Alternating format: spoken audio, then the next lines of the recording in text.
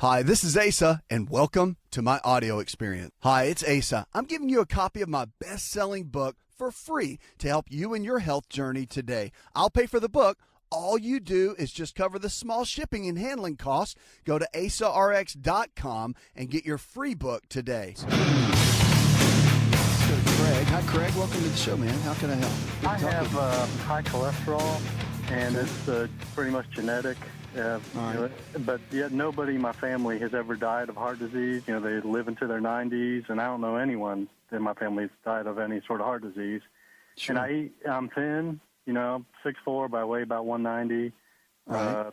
I eat healthy vegetables. I do the chug the fish oil, the liquid fish oil, and I Right. do the digestive enzymes, all the stuff you say before I even heard of you. Okay. So here's my issue. I'm not worried about dying of heart disease. I'm worried about, the big C and other things. But anyway, I've got like a life insurance blood test in a week. Mm-hmm. Is there any supplement I can take to knock that down to get a better status? I don't think there's anything more I can do to reduce it from lifestyle. I think it's purely genetic. What is the total number typically? It's 220. That's not bad. Is that not bad? I've been told that was high. Well, tell me the split. What's the HDL and the LDL? LDL's the bad one. It's bad. That is bad. I know that, but I don't remember what that number was. I mean, when I say it's not bad, it's not 350, okay? I mean, any physician's going to tell you to get it under 200. So let me tell you that's standard.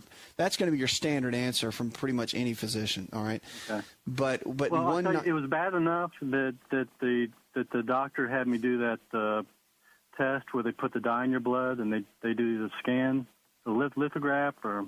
Oh, did they really? Oh, yeah. No, they did? Huh. Yeah. So. Okay. And what is your age? Again, At the time I had that done, I was about probably 42. Now I'm 49. Okay, gotcha. Well, here's the deal. If you are going to have your life insurance test and blood test for that done in like 7 days, nothing's going to change that in 7 days. Like, it would need to be one of those things where if you're going to have that done, and I don't want to tell you what to do, but, I mean, you may want to wait a little while. Can you wait? Or I know you want to get that done. Yeah, I can probably wait, yeah.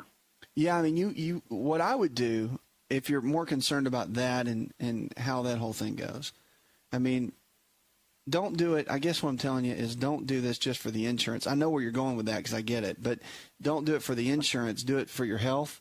Okay. And I would get it monitored. Like for example, I know you don't know. When's the last time you had your blood test done? Probably 5-6 years ago when I had that test done. Okay. All right. Good. So here's the game plan. First of all, always remember this rule from now on. You're 49. Okay. Blood work changes every 90 to 120 days. You can make some pretty radical changes in your blood in 3 to 4 months. Okay.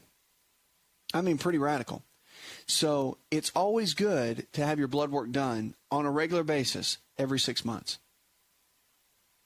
So you'll just go to your doctor every 6 months on your own. Ask them, okay, can I come every 6 months and get my blood work done? They might say to you, oh, it's no big deal. You can come once a year. But you can always take the stand to go every 6 months. And I think it's good. That's just my own thought, okay? That's what I do for myself, my family. The other thing is, with your cholesterol being at 220, and you want to get it down, like let's say I would want to get it down a little bit just for your own health. Let's say you want to get it down to 200, 199, whatever. You want the split. Here's the split. The HDLs are the good ones, all right? Those need to be around 50 or above. And the LDLs are the bad guys. They need to be below 100 for good health, okay? But having a total number between 190 and 220 is really not that big of a deal. Now, it would be if your HDLs were like 20 and your LDLs were like 170. I mean, that would not be good, okay? And that may have been the way it was. But it's good to go find out what it is and then go. But right now, I'd go check that, talk to your doctor about it, and get the blood test done, see what the numbers are, and then get on a good game plan.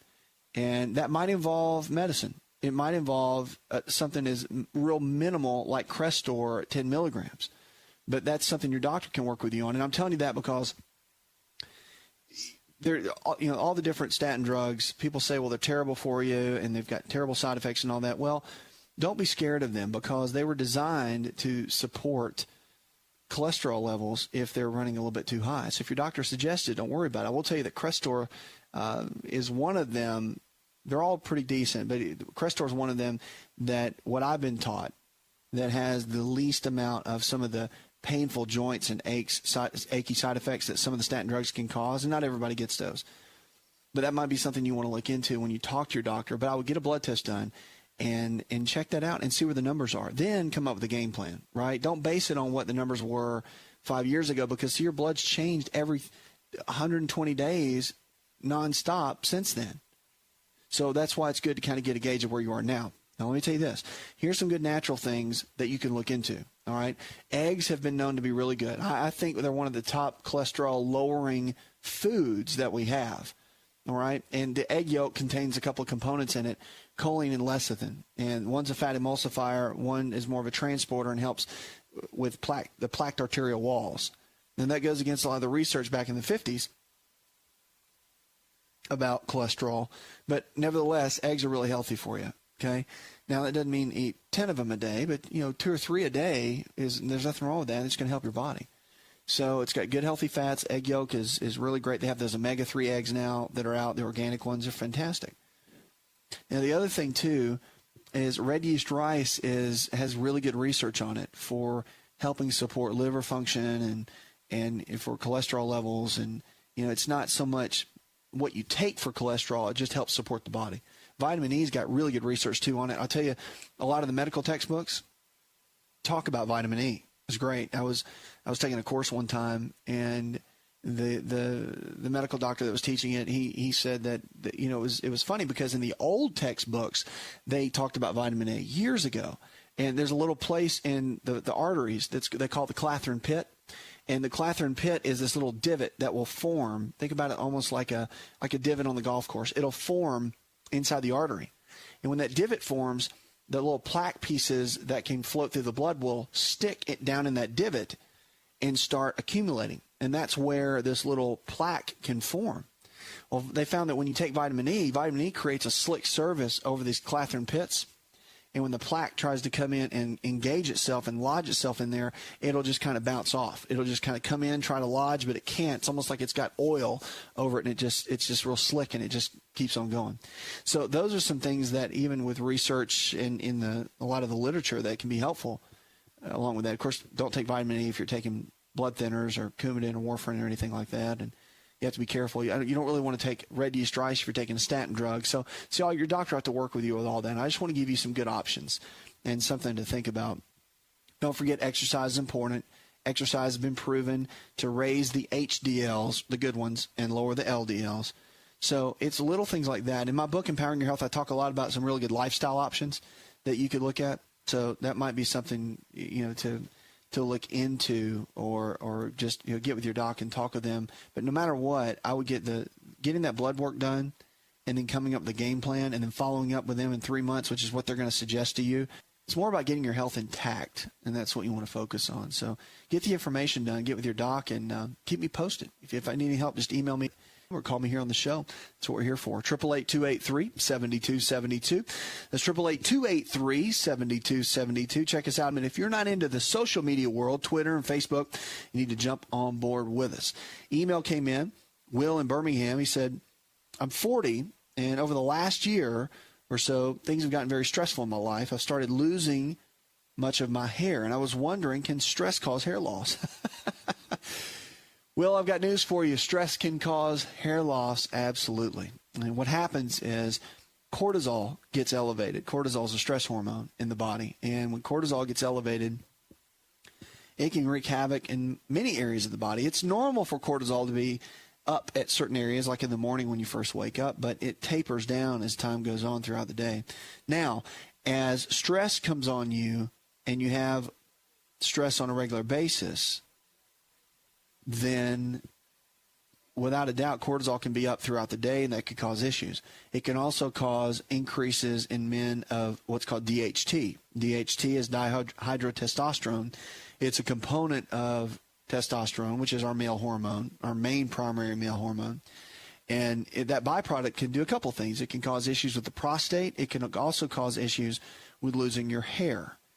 And that can be an issue as well. And they found that nettle root is a good natural supplement that can sometimes help with those sorts of things and help stabilize stress levels within the body. And phosphatidylserine can be helpful for stabilizing stress levels and just kind of keeping your body healthy and being able to keep a strong immune system and all that. So those are some things you can look into that might be helpful. Now, your medical doctor, if you go talk to your physician, they may, there's options out there. So just want you to know on more of the medicine side of things, there are things like Propecia and Proscar. Proscar it was made for the prostate, but it also contains similar mechanisms for hair loss. They block DHT, and they can be helpful in that. So there are some medicines out there that can be helpful for that kind of hair loss, but you have to look at the root cause of what that is. So you can get with your doc and talk with them on that. But I really think that if you're under a lot of stress and you're around 40, welcome to it, buddy. You're not 20 anymore. But there's some good things. Just manage the stress levels, exercise, all these sorts of things can be helpful. But there's a lot of natural things out there that can help too. The nettle root's great. Keeping your fatty acids up, maintaining that you keep your estrogen levels low. A lot of times higher estrogen levels can cause that too. And men, we're seeing that more after 40, and a lot of it's due to diet. But remember, better healthy fats in your diet keep testosterone levels at a good level and estrogen levels low. We'll be right back.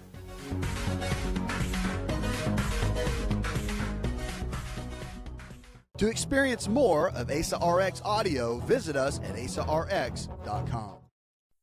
Hi, it's Asa here. Are you sick and tired of being sick and tired? Do you need a new prescription for your life? I have a special gift for all my listeners. I'm giving away a free copy of my international best-selling book to help you truly live your potential. All you have to do is cover the shipping and handling, and I will give you the book absolutely free. I want to invest in you and your health this year. So get your free copy of my book by visiting myfreehealthbook.com. That's myfreehealthbook.com, and let's get healthy together this year.